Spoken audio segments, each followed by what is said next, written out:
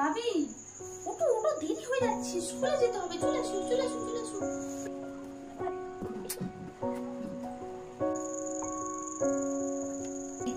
আচ্ছা না রেডি, এই যে ভাবি রেডি হয়ে গেছে, স্কুলে দিয়ে আসো। আর ওইটা নিয়ে এসছো? হ্যাঁ হ্যাঁ নিয়ে এসছি তো। ভাবি তুই রেডি হয়ে গেছিস? চল চল স্কুলে দিয়ে আসি চল। দাও এই নাও পেনগুলো। এই পেনগুলো তুমি আন্টিদের দেবে। হ্যাঁ দাও দাও আমার হাতে দাও। কেন আন্টিদের দেবো কেন? টিচার্স ডে তো, তাই আন্টিদের গিফট দিতে হয়। তাই? হ্যাঁ। আর তাহলে তুমি এটা না? কেন আমি নেব কেন?